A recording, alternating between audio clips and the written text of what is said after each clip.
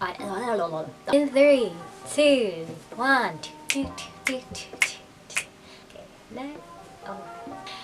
Hi everyone, welcome back to my YouTube channel.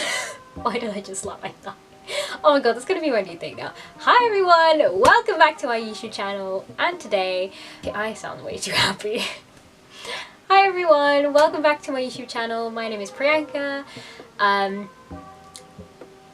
Hello. Today we're going to be talking about some advice for New Year 10s. I've just finished Year 10 and I'm on my summer holidays right now, and I thought that this advice would be really useful for people who are struggling to find ways to ease themselves into Year 10. So yeah.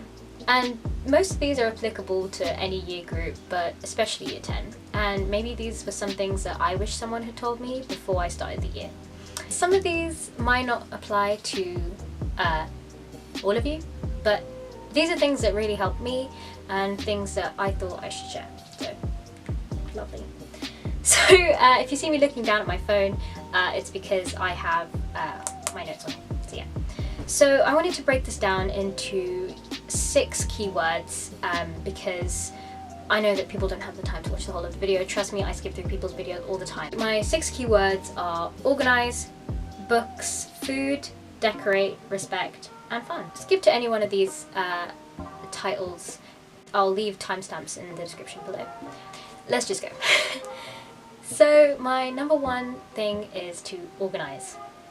In Year 10, you will get a lot of paperwork, whether that's from just collecting paperwork at school or revision or books. You will end up with a lot of paper and a lot of books, and it's really important that you organize this before you end up with a big pile. A really great anecdote of this is when I was in Year 9, I had history. I still do history, but I had a history folder, and I had dividers and everything, but I did not use them properly. I would literally just open the folder, put stuff in, and then close it. And it only took me until like the end of the year to realize my mistake. I opened my folder one day and I just looked at it thinking, what am I gonna do with all of this? It was everywhere. Nothing was organized. It was crazy. I couldn't find stuff. I had lost stuff. It was just a big mess. So make sure that you get organized before like school starts even, you know. Get folders, get dividers, get everything that you would need. A great tip that I learned from someone is just to separate things into lots of little bags. This will apply for many things. So for example, if you have a lot of paperwork but you don't have a folder to put it in, or you don't have a book to put it in, just put it in lots of paper wallets. Those are really cheap. You can buy them practically in any stationery store. Don't go to the expensive ones. It's not worth it. Buy them from Poundland. But just separating things and labeling things can really help you to pick up things faster, not waste time faffing, sorting through sheets, blah blah blah. Because to be honest, at the end of the year, who wants to be sorting through sheets and whatever? Also, organize your bag. Trust me, the amount of times I've thrown a piece of paper in my bag and it just lives at the bottom now. That is bad, bad, bad, bad. Organization is such a versatile thing, and if you pick up this skill when you're in Year 10, you can literally use it for the rest of your life. So, life hack. Number 2 is I'm gonna be honest, in Year 10 I probably read a total of 3 books, and that is like disgusting for me. I love reading, but it's just something that I don't get time to do, or I just can't be bothered to do sometimes. But reading texts that hello English. Reading pieces of literature. Oh my god, okay. Reading books that you're gonna learn about in the coming year is vital. I know that this video is really late into the summer holidays. However, if you still have the time to, you could easily just order the book that you're going to be looking at during the year. For example, Macbeth, and you could just read it. And even if you do like 20 minutes a day or 15 minutes a day, you will finish it in probably under a week. The reason I'm saying this is because when you're in Year 10, teachers probably won't have the time to read through the whole book with you in the lesson. They just don't. And to be honest, if you're left to read it alone at home, okay, that doesn't make sense. If you're anything like me, you'll just skip through the book and you won't really you won't be able to pick out key ideas, themes, and to be honest, you're just going to have to end up reading the same page twice or thrice or even 4 times. So make sure that you have a prior knowledge of the book before you start learning it. It'll help you in class too. So for example, whilst everyone else will still be trying to grasp the idea of the book, you'll be able to start actually understanding things. You'll just be clarifying things. My third word is food. We all know that eating in class is normally frowned upon, and you're probably going to get in trouble if you eat in class. However, eating during break and lunchtime is really important. And when I say eating, I don't mean eating like a cookie, a biscuit,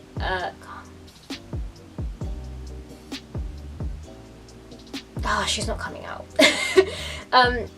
I don't mean eating a cookie or having like fizzy drinks or even energy drinks. I know that some school canteens are disgusting, but if that's so, bring a packed lunch to school. Trust me, there were some times in class where it was like the last 20 minutes of a lesson and all I was doing was thinking about lunch. And to be honest, you're not gonna get the most out of your lessons and you're just gonna lose a lot of lesson time. If you think about it, so a school week is 5 days, and for the last 20 minutes of every lesson before lunch, if you're thinking about food and you're not concentrating, I know this sounds stupid, but if you're not concentrating, you're literally missing out on 100 minutes. You're literally missing out on 100 minutes of lesson time. And that might not seem like a lot, but that's basically 2 hours. So think smart, eat healthy food. Even if it's just simple lunch, like couscous, a sandwich, anything simple. My point here is make sure you fill yourself up. My mum asked me if I wanted McDonald's just as I filmed that part. So, anyways, moving on. This video is a hot mess, I'm sorry. Number 4 is to decorate. Now, I don't mean decorate your books. I know that if you have 2 books that are the same colours for different subjects, this can be a really good way of just easily being able to distinguish books without having to sort through them. But anyways, I'm talking about decorating your space. So for most of us, that's a bedroom. Having visual reminders of revision notes can just really trigger your memory, and it can help to solidify the information that you want to keep for the exam. So for example, having a timeline up for history would be great. Having key formulas for any of your sciences or even maths. Maybe a diagram for biology. Stuff like that can really help your memory to improve. By repeatedly reviewing stuff, you will end up subconsciously being able to remember it. I have a really cool memory trick thing that I was taught years ago. I think some people call it the Mind Palace, and I know that Unjaded J did a video on this, and she explained it really well, but I have it up in my room, so I would love to film a video on that too. Number 5 is respect. So when I say respect, I mean respect your books and respect other people and yourself, to be honest. Respect your books, so don't damage your books and destroy your books and, actively go out and, burn them.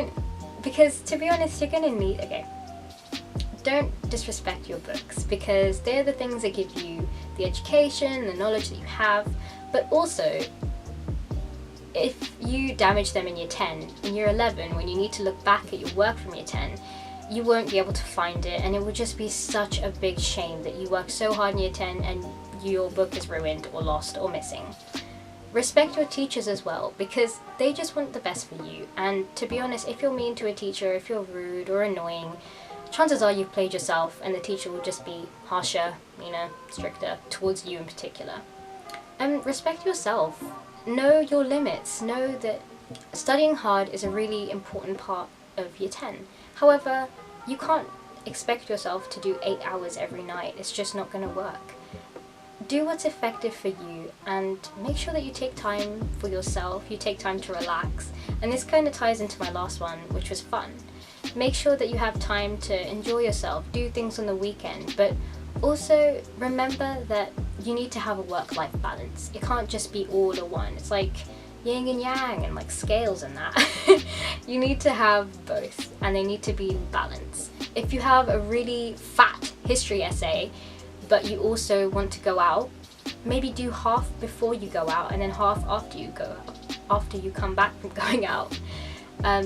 Stuff like this, just breaking things up into little easy pieces, is a really key tip in year 10. So you made it to the end of the video. Thank you so much for watching. If you managed to not get bored throughout the whole of this video, I admire you, because I would have got bored. Okay, I am not making sense anymore and my camera's gonna die. So thank you so much for watching. If you have any more ideas on stuff that you'd like me to film, then leave that down in the comments below, or let me know on any one of my social medias. And just as my last final parting word, oh my god, hello, English again. Parting word, my quote for today, or this week, is that when we hit our lowest point, we make the great... Oh my god, what's the quote? What's the quote? I remembered the quote after a quick Google. When we hit our lowest point, we are open to the greatest change.